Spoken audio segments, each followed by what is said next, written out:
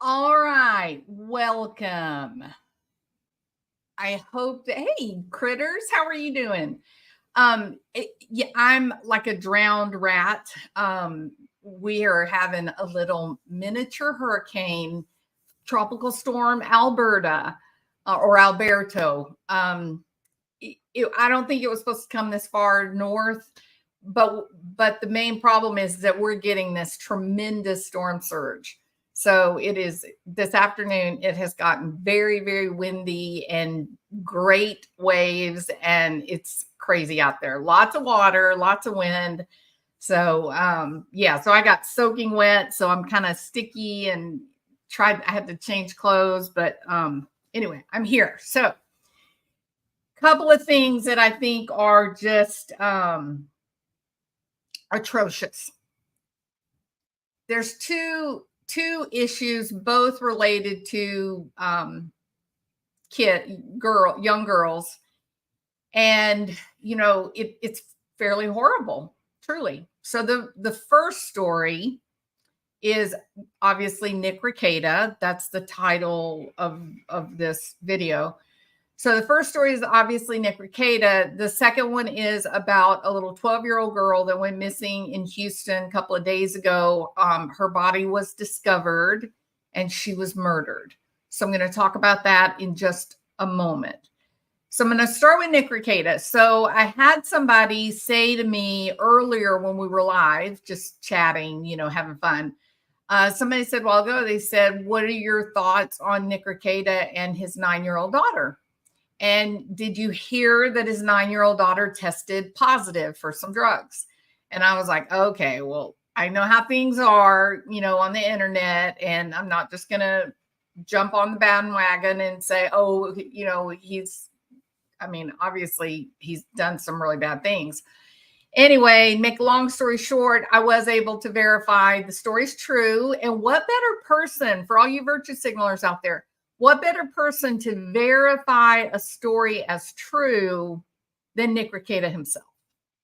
That's a pretty good endorsement that the documents that are now circulating, which are CPS documents, I'm not kidding. Those circulating documents are actually authentic. They're real. And Nick Rekieta himself has said they're real. And there's a lot of problems. So Nick Rekieta has got big legal problems, basically stemming back to 27 grams of cocaine. There's ketamine, there's other drugs too. The one that's really going to jam him up is that high level of cocaine, the bulk cocaine. So he's got his legal problems related to the drugs found, the search warrant, and everything. But the kids were apparently taken into custody, and I don't know why. I just thought they went to live with their grandparents, right? I mean, that's what would happen in my family. And apparently it doesn't seem that's true. It seemed as you read through news and affidavits, it does seem like the state has taken protective care of the children. There are 5 kids. 3 of them qualify for their own attorneys. So 3 are being represented by their individual attorney. And the most heartbreaking, the most horrifying of this terrible CPS leak is that one of the 5 kids has now tested positive for cocaine use. And she's only 9 years old. She's 9. And what I'm about to tell you, this is the part I just couldn't believe. I just couldn't get past this, right? I was just horrified. Made me nauseated, it just feels evil and dirty and horrible. She not only tested positive for cocaine, but she tested as a moderate user. she's using it like daily, right? So that opens up a nightmare thought. Like how do you have how do you have a 9-year-old little kid who tests at like 5,000, which shows this is a person with a moderately, like daily moderate use, not low, not occasional use, daily moderate use. That's a lot of cocaine, right? So you just think, wow, how could that be? So I do know, so with methamphetamine, if you smoke it, then it leaves a residue on, like a oily residue on toys or bedding or plates. And with methamphetamine, you can absorb the drug through your skin, correct? So we do have kids that come out of those types of homes where there's a lot of methamphetamine that's being smoked, and those kids will test positive and be shown as a daily user. You don't usually get that with cocaine. So they did here's the other part that is so hard to like wrap your head around. This is a follicle test. That's the other part of this, because I was like, well, maybe there's something else with the metabolites. Maybe there's something else, going on. They did a follicle test. So they tested all 5 children. Only the one came back positive, and it came back at high use. So, well, technically moderate range of use, but daily use of that medication or that drug. So that changes everything, doesn't it? Like that puts a different spin on this nightmare that Nick Rekieta has created. And he did a YouTube stream last night, and I watched it. Okay, hold on. I got something playing. Okay. So he did do a live last night, and he was Nick Rekieta, the guy that we've seen this past year to year and a half go downhill. He's defiant. He's egotistical. He's a victim. The everybody else did it to him. The government cooked up a case against Nick. That's his frame of thought. That he believes that he is like a warrior of honor. That it's like this Daryl Brooks guy, this citizen, like natural citizen, where you can't. I don't have to follow the rules of the land. It's not my choice. I have the right to use cocaine if I wish. I have a right to use meth or fentanyl or THC or whatever it is that I want to use. And the government has no right to tell me what to ingest into my body. And that's sort of his view. The other thing that I thought was terrible is that he says, I'm not going to be talking about the case. Everybody else is going to be talking about the case. All the Law Tube people are going to be able to talk about the case, but ironically, I won't get to. And he seems like he's a little irritated by that. But it doesn't look good, y'all. It doesn't look like he has hit rock bottom. It does not look like he has learned anything. And this was the thing that upset me so bad. When you go into the documents, you see that all of this happened back in May, like at the very end of May, right? 23rd, 28th, there was a court hearing. Well, here we are now, 2 weeks later, they've removed his children from his home. They're not in the home. They're in protective care. With one of the, and this being after the child, they apparently removed the kids And then after the daughter tested positive with this moderate daily use, then the judge, they had a hearing. They did the everything by the legal book, letter of the law, and it was determined that the kids are still in danger and they're not going to let them go back. I don't know, there was no comment made whether there would be like supervised visitation. There was nothing about that. So I don't even know where visitation stands. But that little 9-year-old, she's got some work to do. It is very difficult to go through cocaine withdrawal. She's going to be sick. It's going to be really uncomfortable. And you consider the physical withdrawal that she's going to have to experience on top of now being outside of the comfort of her, living with people she knows. Now she's with people that she doesn't know. I don't know if hopefully they did not separate the children, but it's a pretty hard thing to find placement for 5 siblings. That is nearly impossible to do. So it's a mess. It's just a disaster. And when I was willing to give Nick Rekieta I was pulling for him, right? That my heart was in the right place of, I really would like to see him get sober and become like an inspirational figure as opposed to a cautionary tale. That really was my hope. Like I was fully prepared to support him as long as it didn't seem like he was using anything. And then when I looked at the dates on this thing, when it happened, the 28th was the hearing. It all went down like on the 23rd.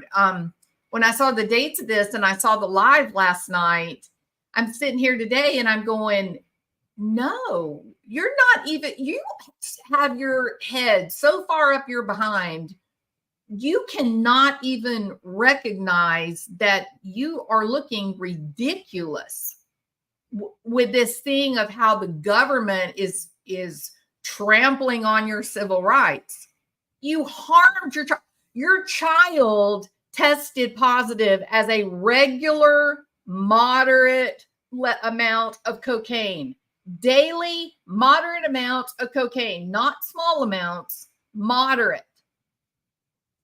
What do you mean that this is a battle between right and wrong, that this is like Kyle Rittenhouse defending himself against a dirty prosecutor? What do you mean?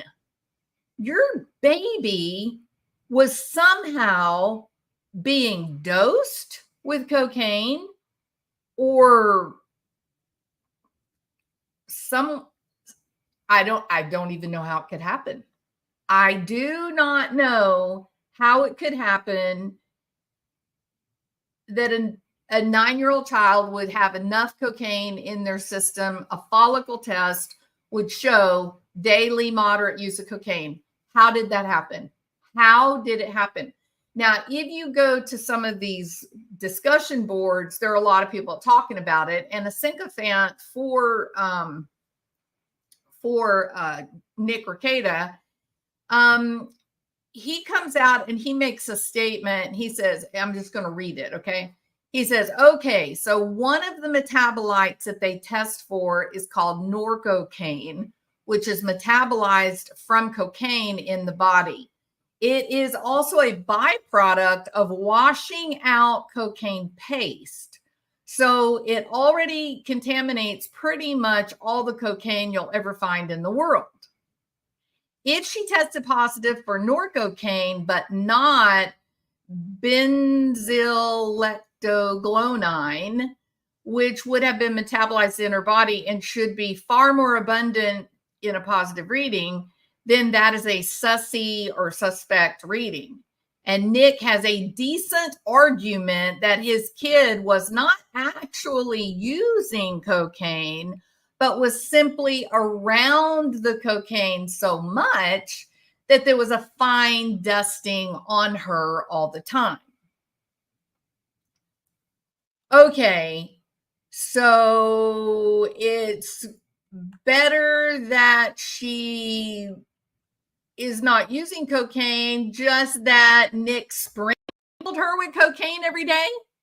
What? And this person was serious in their post. There are people literally out there right now today that are trying to have Nick's back, trying to help him battle the government who's targeted him for being Al Capone. I don't know. So I'm pretty horrified.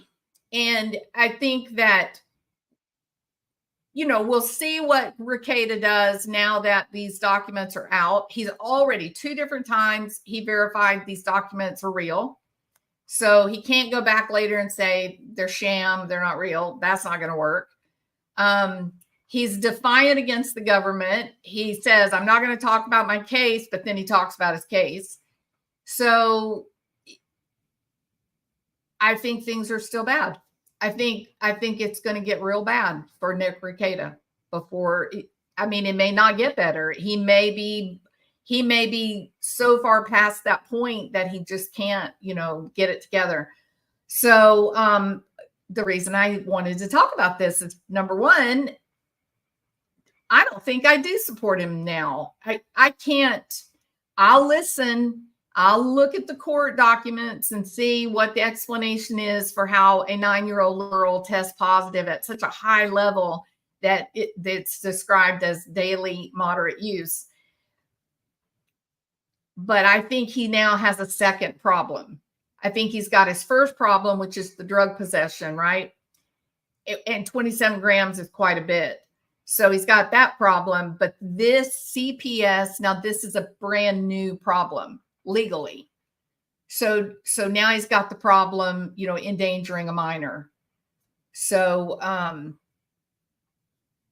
I don't know where there's a point to come back. And I don't know if he's just so far deep into denial.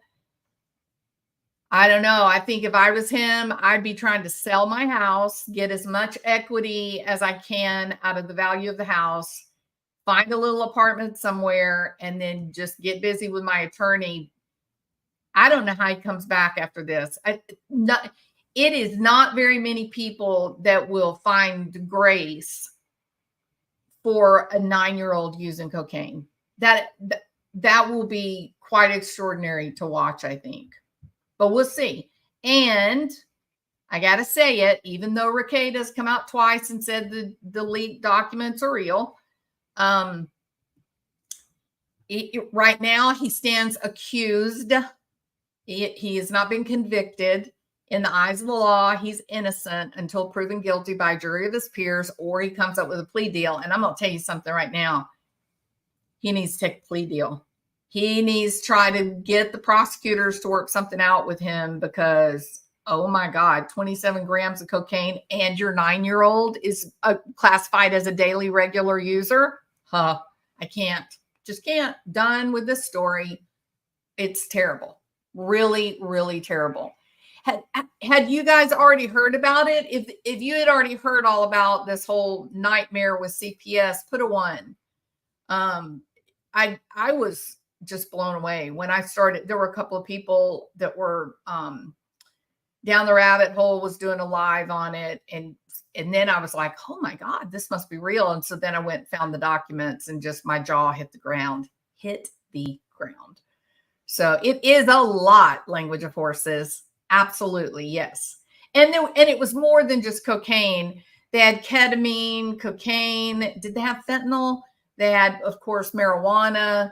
There was meth. It was dirty. And in the CPS documents, it does show they did have injectables. So here's something he did that I just shook my head and I said, he hasn't learned. He thinks he's delusional. He's not in reality. He said last night, he said that something like, oh, I know what it was. So he was talking about his haircut, right? So he got his haircut short through here and it's long hair. And he said that he has to cut it short when it gets hot because he has a heat allergy. Now, stay with me. I'll get to the point that he has a heat allergy, and that when he gets a heat allergy, he gets hives, and he scratches those hives. This is what he's doing. He scratches those hives, and sometimes the hives get really bloody. And then he goes. And my impression of that was, those are not track marks. I am not injecting drugs. That's just my heat allergy acting up. Nick Rekieta, don't try it, buddy. That is not going to fly in a court of law. You are going to get laughed out of the courtroom if you try to say track marks. Are you scratching your hives? So that, again, that shows you he's not used to dealing with the facts and reality. He's just falling back on his own way of, blame the government, blame the government, blame the government, blame the government. That's what is happening. And again, I tried to find grace, and I said, if he could get sober and get into treatment and do this right, he could be such an inspiration on YouTube. So many people followed him, I think, because of the drinking and whatnot. And I think that there were probably a lot of alcoholics out there watching him and feeling like it's okay to do this. I'm okay. See, Nick's okay, and he's a rich, fancy guy. So he gets drunk every night on live stream, so I must be okay. And we see the train wreck, right? And so he could actually use this opportunity and be a real inspiration to people that really do need some relief from their own habits. But I'm not there anymore. After learning about the child, the kids being removed, and then realizing, wait a minute, they were removed back on the 28th. What's he doing? It's like he doesn't seem to be aware that the issues with the child who tests positive, he's going live and he's talking about his, noble fight against the government. He doesn't get it. He doesn't. I don't think even, I bet he would never admit that he has a problem. I bet he would never say, yeah, I developed a habit and now I got to put in the time and the hard work and, get my body healthy again. But anyway, so, probably not going to be doing a lot on Nick Rekieta. That's the whole point of this. I can't do it. It's just too awful. It's just too awful, but I wish him the best. I pray for his children. I really wish he would not ever come back on YouTube again and go directly into treatment. And then once he's sober, once he's seeing things accurate, then try to re-enter social media sphere. But gosh, that it's bad. It's so bad. So the other thing that I was going to comment on, and I've got her picture here. This is Jocelyn Nungary, and she is a 12-year-old from Houston. All right. And so these two guys were the people last known to be with her. And so she went missing a couple of days ago. She snuck out of her house. She ended up like at a little 7-Eleven or Circle K or something like that. And she was on the phone with her boyfriend at about 12 o'clock. And she went to this little convenience store where she was seen. The boyfriend heard her talking to these two guys or talking to some guys. And then the camera saw them with her. And then hours later, her body is found dead. The medical examiner came out today and said she was indeed strangled, and they dumped her. She was found in a like a drainage ditch, if you look at the photographs of where they found her, there's a bridge that goes over the drainage ditch. And I suspect, just guessing off the top of my head, that it was pretty easy to just step out of the car, toss her over the edge of the bridge, and then go on. And because we've had so much water the past, week, we've had so much rain, I think maybe the body was kind of washed down a ways. So I kind of think that's how it happened. It was near Kirkendall, if you know anything about Houston. But so they're looking for these two guys.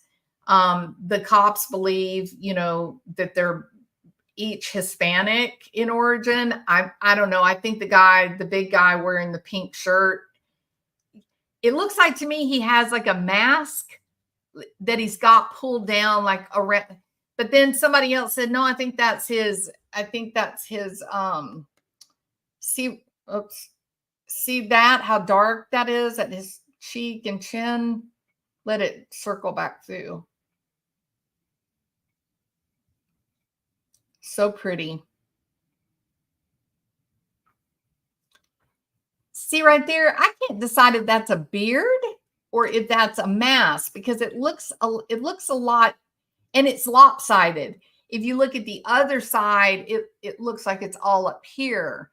So it almost looks like he's got a mask on, but he pulled it down under his chin, right? He also was wearing a fanny pack, which is very odd, unless what? It was it a kill kit? Is that what it was? I mean, it's strange for a young 20-something person to be walking around with a fanny pack on, but he was. So her name is Jocelyn, and you can Google all her story. There's so many articles now coming out. Nungaray, Nungaray. If you know anyone in the greater Houston area, around the Woodlands, even out by Katy, whatever, send it to them in their email. Just get everybody to look, because they're looking for these two guys. They are certain that she was last with these two young men. So just send it to everyone you know around the Houston area. I personally think the way this guy is, the tall guy with the pink shirt on, I think the way he's dressed, I think they're going to find out that, he lives in one of those nice subdivisions. That's what I end up thinking. There's a lot of people doing the whole knee jerk, oh, the illegals, yada, yada. No, I don't think illegals at all. No. In fact, maybe she even knew them, right? So, I mean, she stuck out for some reason. So, it does look like too, it's very hard to see the picture zoomed in, because there's like a texture on it, which is odd. But he does look like he's wearing glasses, not sunglasses, but regular frame glasses, right? And they look like they're metal, not, I don't have my glasses down here with me. How I've got the little tiny gold rims on my glasses? That's kind of what it looks like his are. They look like little gold rims, not the tortoise shell black, or, thicker lens, but skinny. So, keep your fingers crossed for this family, and, spread her name and information to all the people that and, just see, does somebody recognize the guy? Is it your next door neighbor? Maybe this person works where you work. He's got on a red, white, and blue, like Texas hat, cap.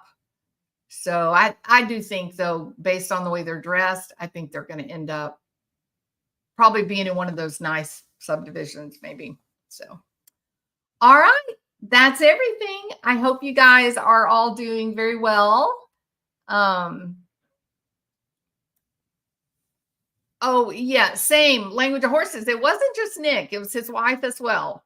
Absolutely, both, and She actually looks like, to me, when you look at their mug shots, she looks like she's on something right then. He just looks really sleepy, maybe like he's burned out, but she does look like she's on something. His 7-year-old, no, it was 9 years old, St. Elmo's.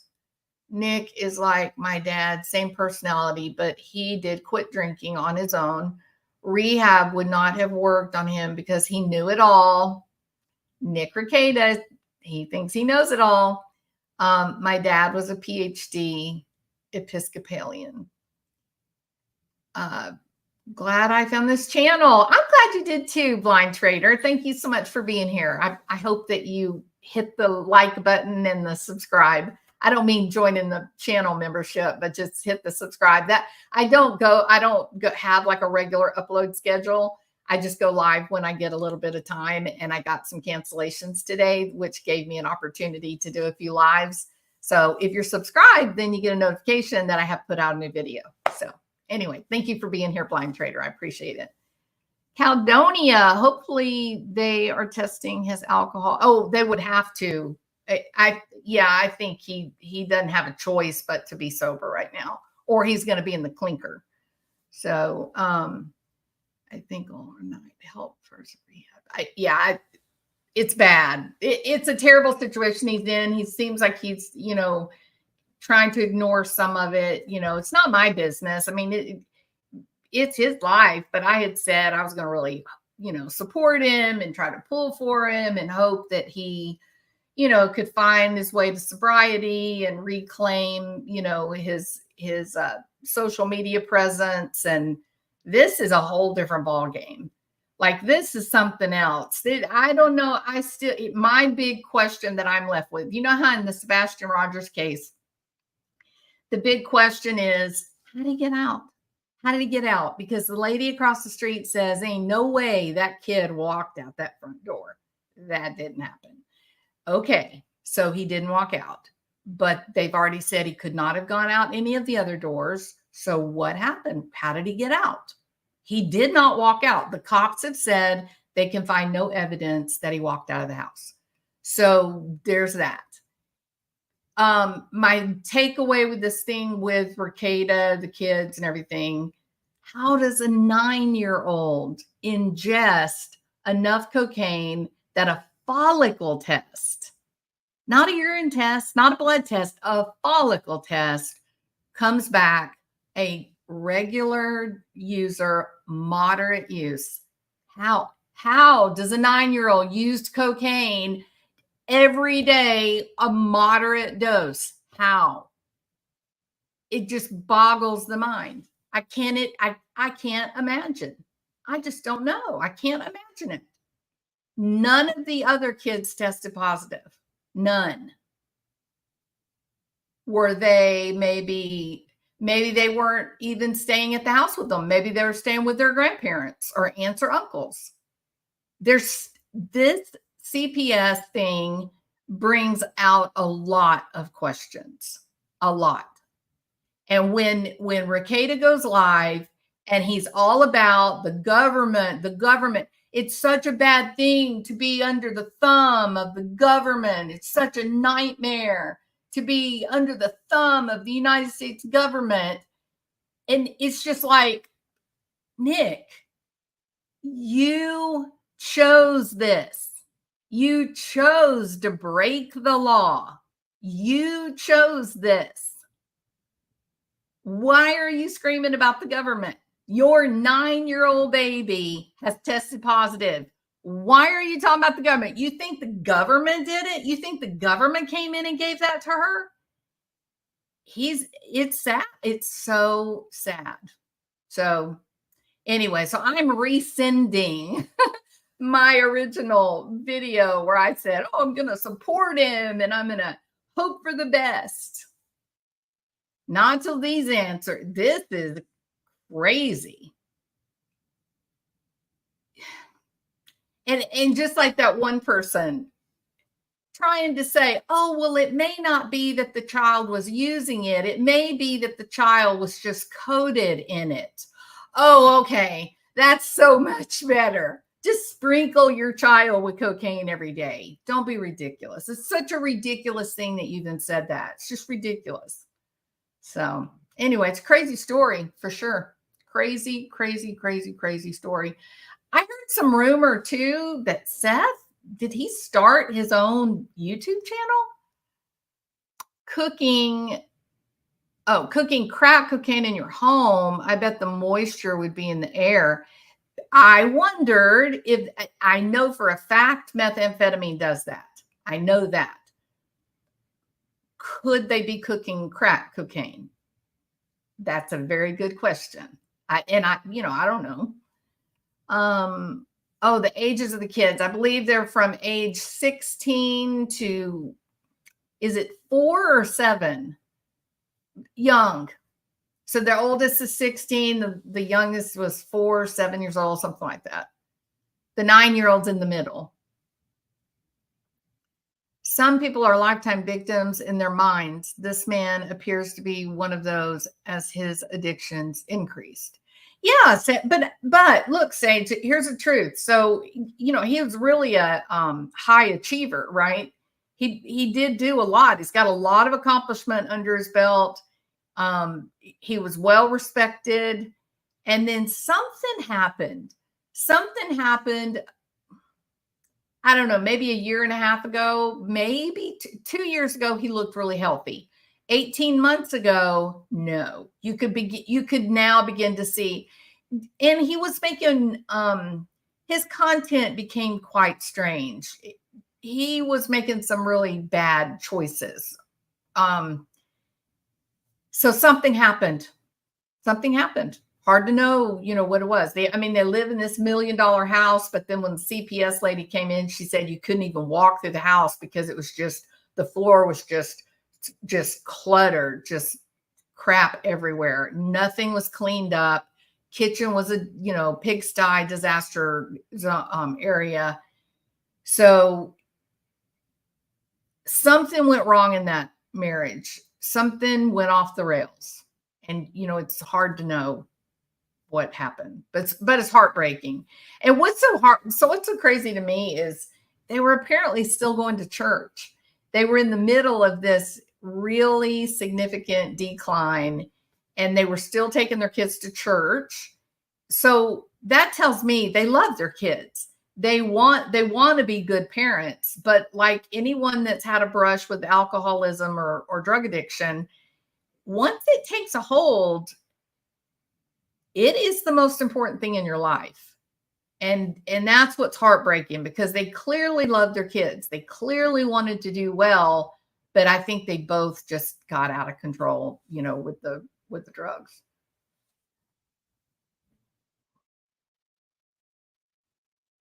I don't know. It's a very sad, heartbreaking situation.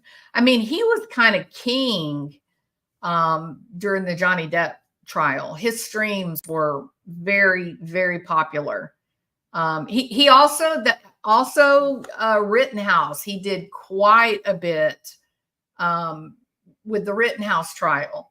And so he gained a pretty big following during Rittenhouse. Johnny Depp, he just blew up. But man, it just, something bad happened. I do too, Kelly. But I wonder, I really wonder if it's possible they may, I don't know. It's no telling what the state will do. We'll just wait and see, but it is terrible and hard. Cautionary tale for sure. Everybody was so hard on Summer Wells' parents, Don and Candace. Everybody was so hard on them about the condition that the kids were living in. The house was so filthy. The kids were not bathed. It was a real disaster. But now you begin to see, it's not the money that's causing these issues. It's the drug abuse and the alcoholism. That's what causes people to get, hazy eyes, and they can't see the condition of their home. They can't see the condition of their children. The drugs and alcohol just make them crazy, take over, and they just don't notice it. They can't see it, right? And they're Nick Rekieta and them $1 million house law practice, that even they lost it. Even they, once the drugs and alcohol took over, it was just like Don and Candace. So addiction and alcoholism is an equal opportunity destroyer, and it'll come for you no matter if you're, poor, poverty stricken, or whether you're wealthy and rich. No one's immune to it. We should treat these substances with more respect. And there's a lot of people that enjoy it. They like the way it feels. I get that. When I was in college, I would drink, we would go dancing and party and have a fun time. I own all that. But it's not a benign substance. Especially alcohol. Alcohol can really mess with your body chemistry.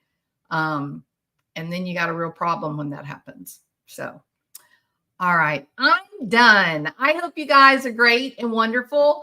Please share the information on Jocelyn to people that you may know in the greater Houston area. Maybe they recognize the two young men. There's a lot of stories out there now about her and what happened. So, I'm going to follow up with this. I'm going to keep close tabs on it, see what happens. And then we'll see where we go. All right. But they have found her. So there's, it's not a case of a missing person. But boy, I hope they catch those two. I hope they catch them, no matter who they are. I don't care who they are. Catch them, hold them responsible for what they've done. Yeah. All right. I will return. I probably will not see you again until Saturday. I'm going to be so busy tomorrow and Friday. It's going to be terrible. Well, it'd be great, but it's going to be a lot long work hours.